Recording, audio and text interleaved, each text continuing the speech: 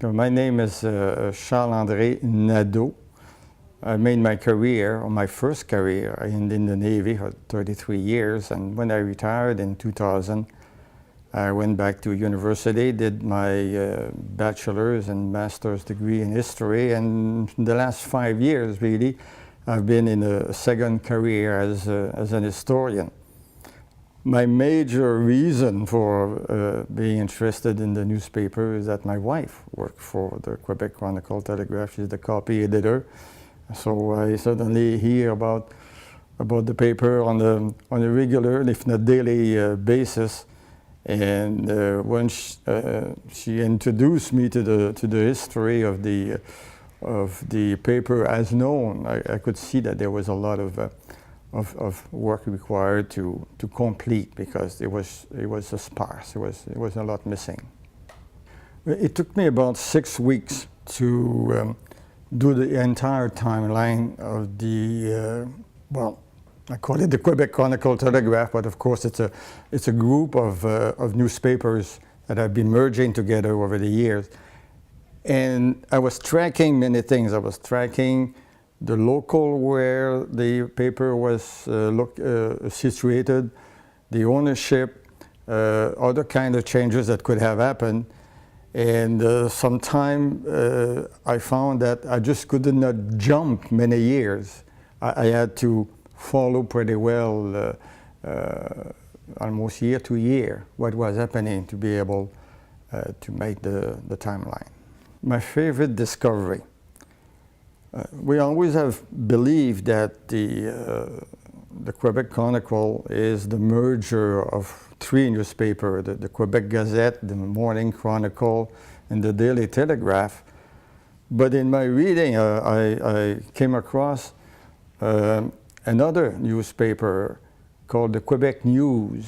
In 1937, Mr. Charles André was heading a group that purchased shares of the Quebec Chronicle. And he was owner himself of a small paper that had been going for I don't know how long, because there's very little information about that paper. But there is a book by Arthur G. Penny, who had been the editor of the Chronicle. And he had mentioned that, and I could see on the June 1937, the 5th of June 1937 edition of the Quebec Chronicle-Telegraph, it said there on the heading, and Quebec News. So there had been a merger of the 2 papers. I've not been able to find any copy of the Quebec News. It's very small. Even the grandson of Mr. Dunn did not know that in the family they had operated a paper called the Quebec News. The most unusual story. In 1793, John Nielsen inherited the paper. He was a minor at the time, so he was patroned by someone for a while. But as he grew up, he became interested in politics, something that his uncle, the founder of the paper, William Brown, had avoided completely, because being the printer for the government, he did not want to get into trouble with the authority. John Nielsen got interested so much in politics that he even ran for member of parliament. And he was with the Patriot Party of Louis-Joseph Papineau.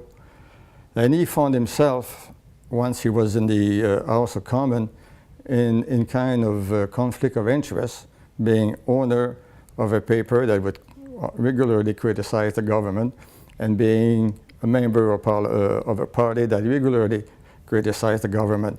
And Lord Dalhousie, the man who founded, in fact, the Quebec Historical Society, where we are here today, was not very happy with the situation. So Nielsen transferred ownership of the Gazette to his son, Samuel. The governor seemed to think that would be okay, but after a year, he realized that the son was as vociferous as the father in his critique of the government, and that Nielsen himself, with Papineau, both went to London to oppose a particular project that was dear to Lord Dalhousie. So he went about, hired a journalist by the name of John Charlton Fisher, who was working in New York at the time, and they created what they called the Quebec Gazette by Authority. So they basically stole the name of Nielsen's paper, and Nielsen, of course, lost the government job that his paper was benefiting from. And for 26 years, from 1823 to 1849, there were two Quebec Gazettes in Quebec City. And people used to refer to Nielsen's Gazette as the old Gazette. The other one, the Quebec Gazette by Authority, ceased existing in 1849 when there was the creation of the Canada Gazette, which took over, in fact, the kind of activity that the Quebec Gazette by Authority was doing. The most surprising, the Quebec Gazette, we'll go back to the very early days again. The Quebec Gazette was, of course, a local newspaper. But when you read the very first edition, which came out on the 21st of June, 1764, the very first article after the rambling around of the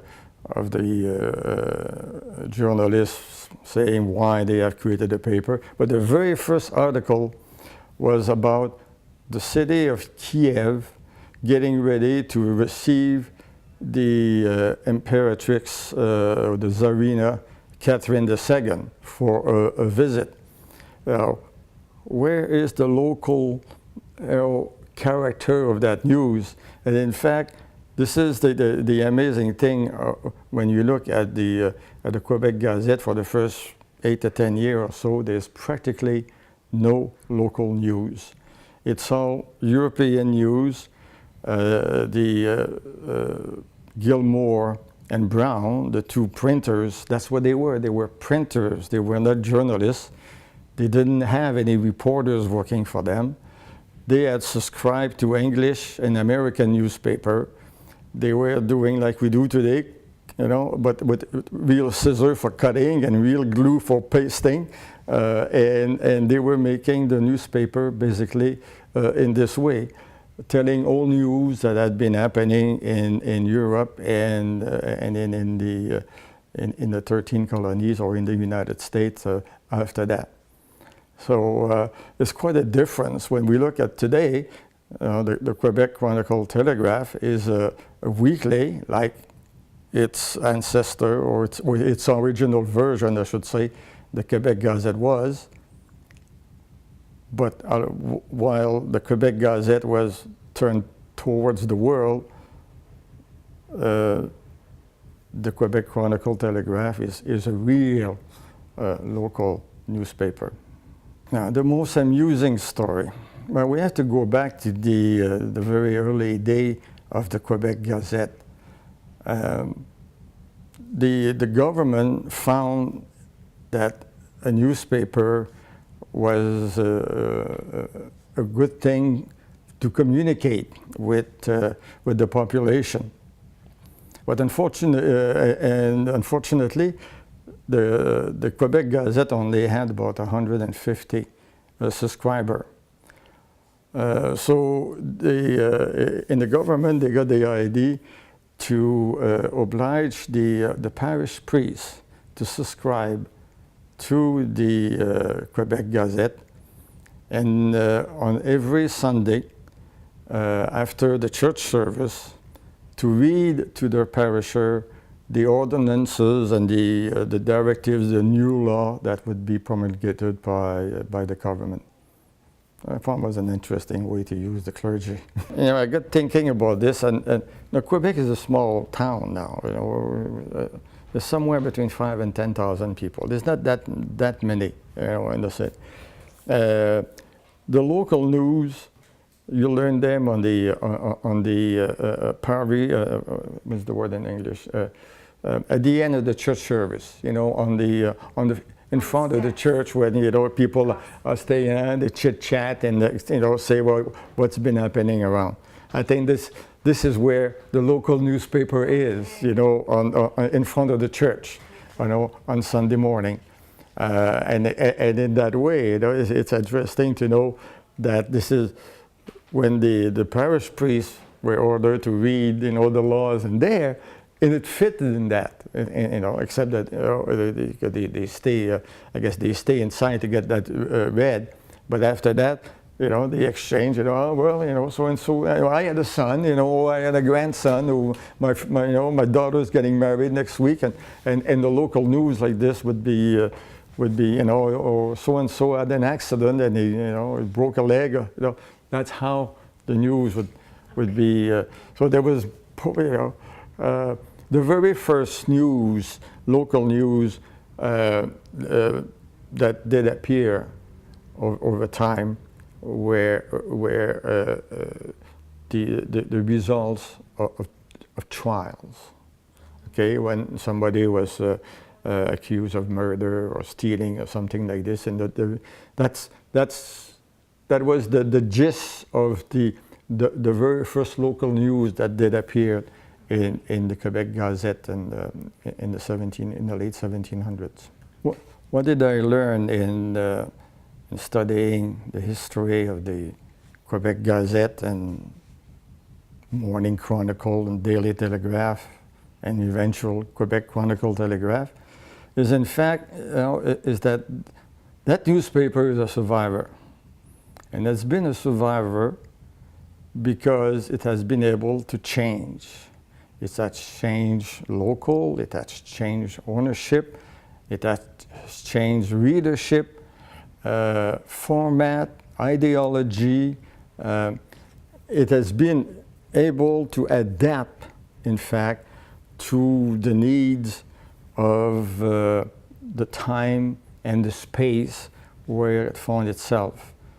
And today, as you see that the press in general tends to be turning towards an electronic type of approach, already the Quebec Chronicle-Telegraph has an internet version. So they are already in a position that if the paper, as a paper, doesn't matter which paper, disappear, they are set and ready to go in the new way of telling the news. Does it matter? It has a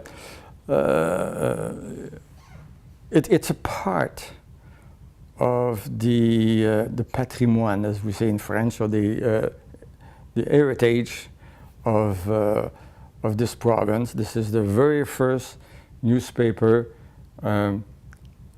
published in the province of Quebec. Not the first one in Canada, because there was one in Nova Scotia, but certainly the first one in the province of Quebec. The first printing shop in the province of Quebec is the one that printed the Quebec Gazette.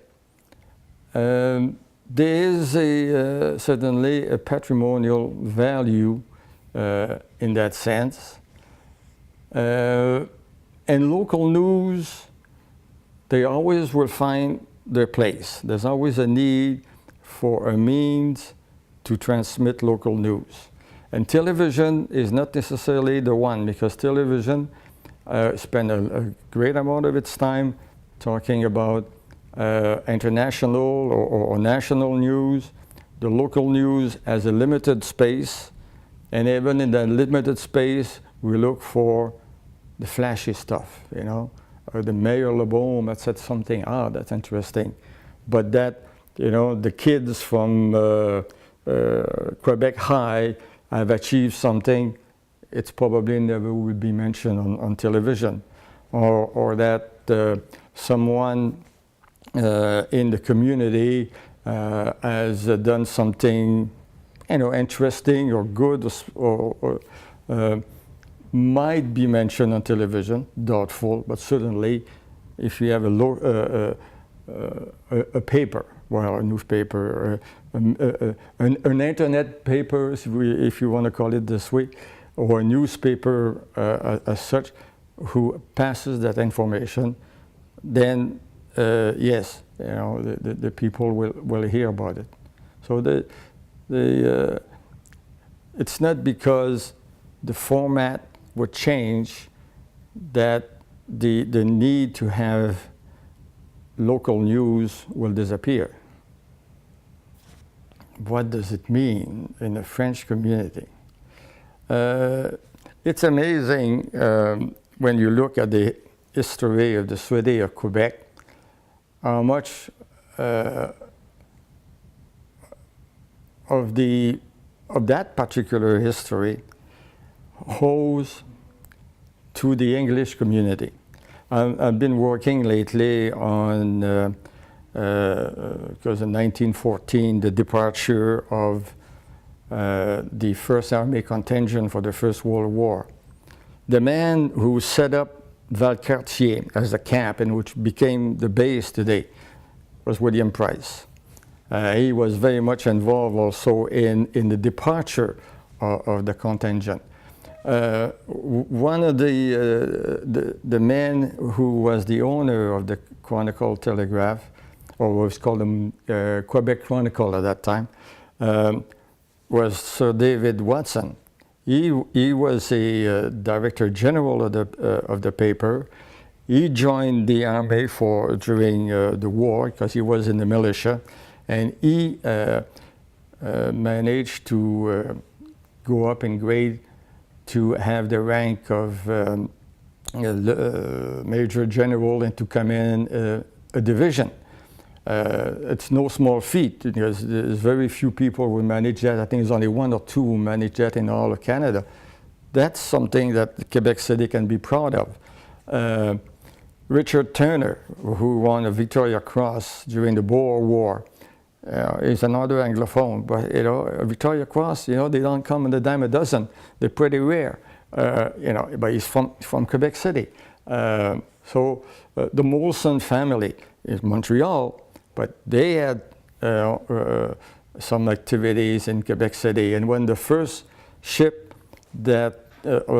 steamship, did a trip on the St. Lawrence River, he went from Montreal to Quebec City, it belonged to the Molson family. So a lot of things in the history of Quebec is related to the English-speaking community. We had three prime ministers of this province called Johnson, a father and two sons, very unusual thing. But Johnson, that's not a French name, that's an English name. So you can see and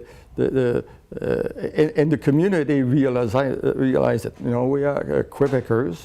We're not French. The French are those in France. We are Quebecers.